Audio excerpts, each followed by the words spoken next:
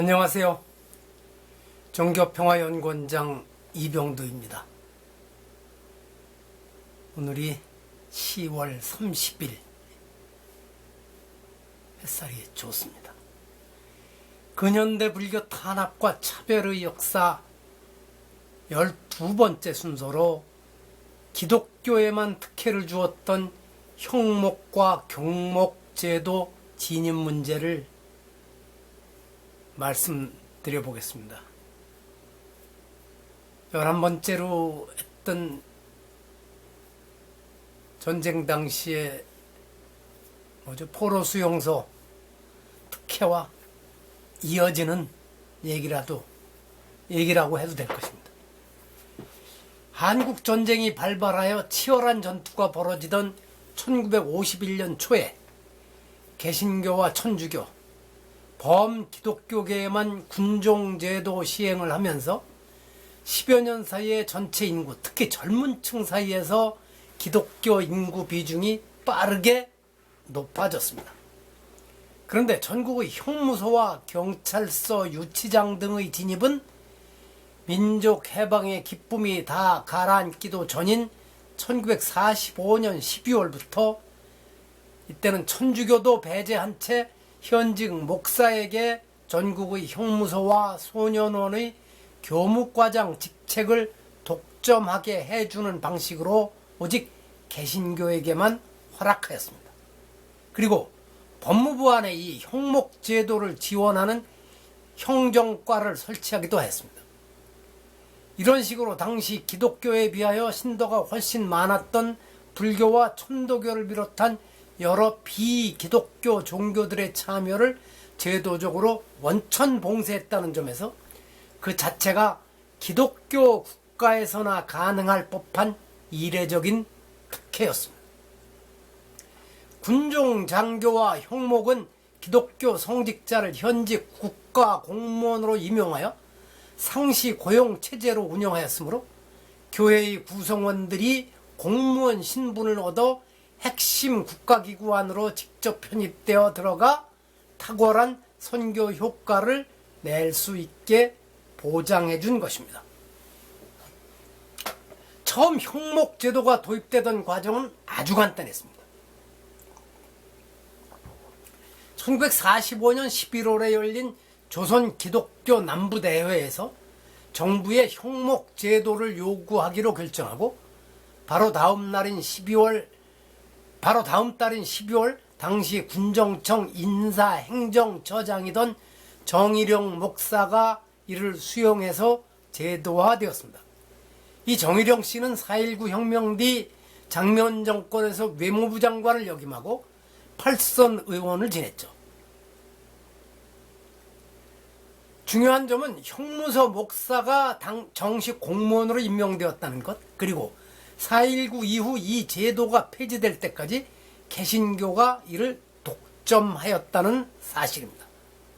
그러나 이 같은 제도가 정교 분리 원칙에 위배된다고 생각한 개신교 신자는 거의 없었습니다. 형목제도 창설에 따라 전국 18개 형무소의 교무과장직에 일제히 목사들이 임용되었는데 이 중 장로교 목사가 13명, 감리교 목사가 5명이었습니다. 또 이를 위해 설치된 법무부 행정과의 초대 과장인 장로교의 김창덕 목사가 취임했습니다. 외부와 단절된 폐쇄 조직인 군대와 함께 형무소에서도 배타적으로 진입한 개신교의 선교 효과가 빠르게 나타나는 것은 자연스러웠을 것입니다.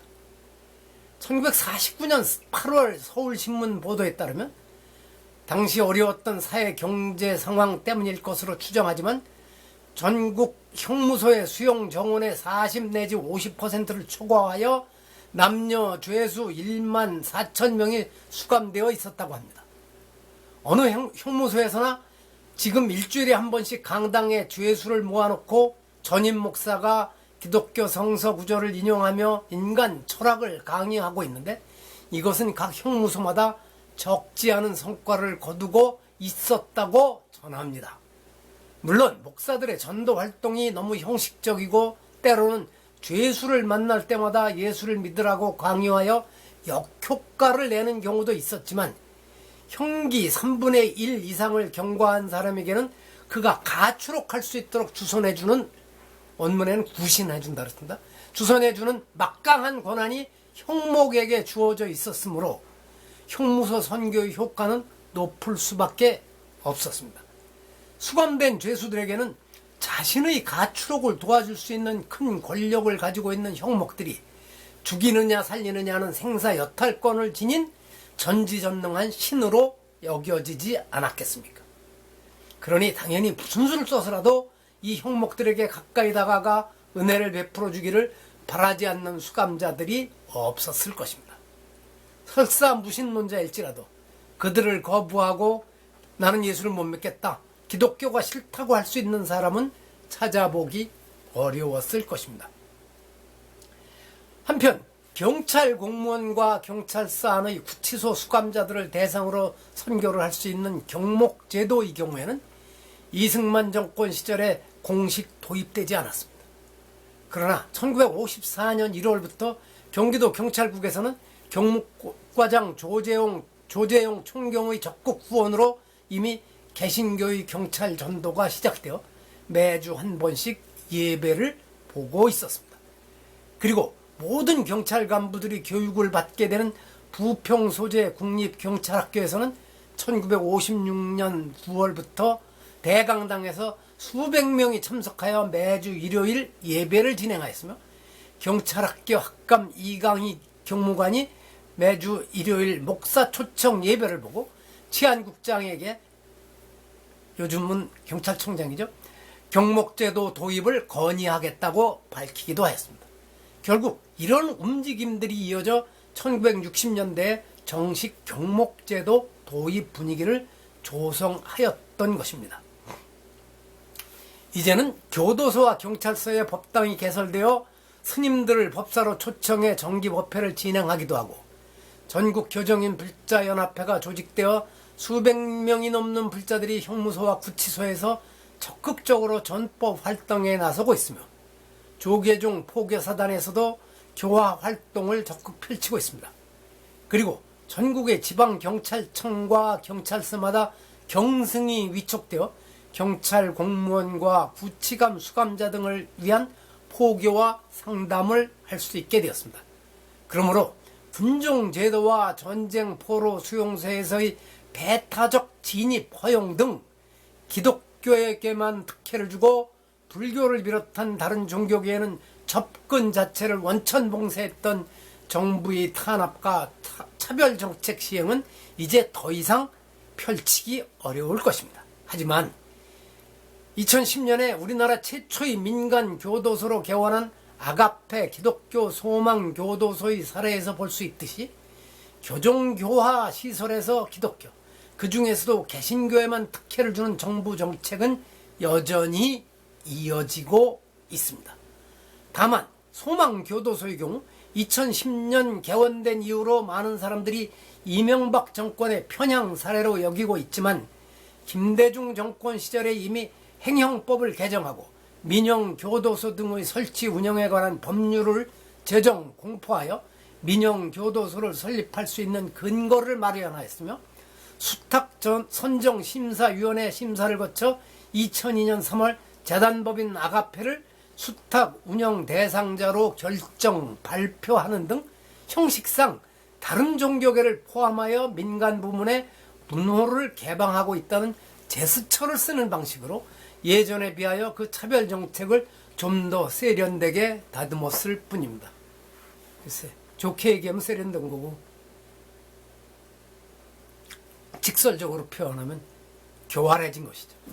민영교도소 등의 설치 운영에 관한 법률 제25조 3항에서 교정법인의 임직원과 민영교도소 등의 장 및 직원은 수용자에게 특정 종교나 사상을 강요하여서는 아니 된다고 규정하고 있지만 소망교도소를 운영하는 아가페 재단 스스로 한국 교회에 대한 이미지 제고에 기여할 수 있고 수용자 및 수용자 가족에 대한 직접적인 복음화 외에도 한국 교회의 이미지 개선을 통한 간접 선교 측면에서도 긍정적인 효과를 기대한다고 밝히고 있습니다.